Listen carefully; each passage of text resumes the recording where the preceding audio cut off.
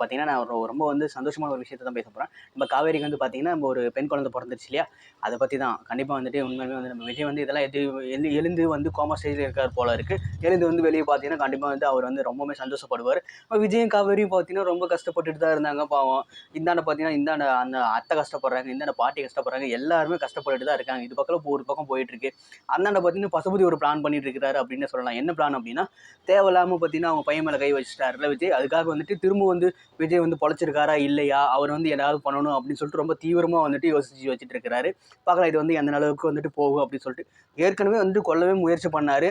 அவர் கொல்ற ஸ்டேஜுக்கே போயிட்டாரு. திரும்ப வந்து என்ன பண்ண போறாருன்னு தான் தெரியல. பார்க்கலாம் என்ன பண்ண போறாருன்னு. இதெல்லாம் பார்க்கும்போது நமக்கே வந்துட்டு கஷ்டமா இருக்கு. என்னடா பண்ணிட்டு இருக்கு அப்படின்ற மாதிரி தான் இருக்கு. பார்க்கலாம் விஜய் வந்துட்டு இந்த ஸ்டேஜ்லேருந்து எப்படி தப்பிப்பாரு, இல்லை அடுத்த ஸ்டேஜ் வருது அது எப்படி தப்பிப்பாரு அப்படின்னு சொல்லிட்டு நமக்கே தெரியல.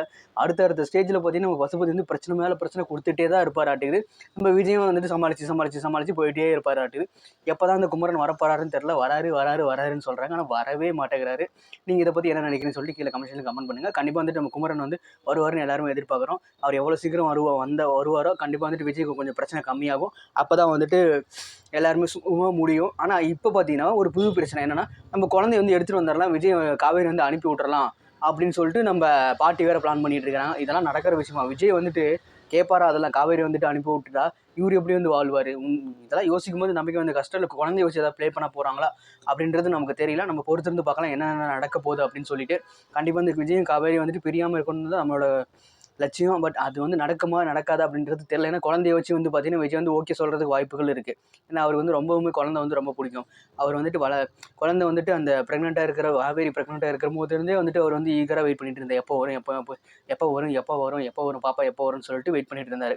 கடைசியில் பார்த்தீங்கன்னா இதை வச்சு பாட்டி ஏதாவது ப்ளே பண்ணி பாட்டி ஒரு வில்லியாக காட்டுவாங்களா, இல்லை நம்ம பசுபதியை வந்துட்டு வேறு ஏதாவது வந்து வேலை பண்ணுவார் அப்படின்னு சொல்லிட்டு நம்ம பொறுத்திருந்தே பார்க்கலாம்.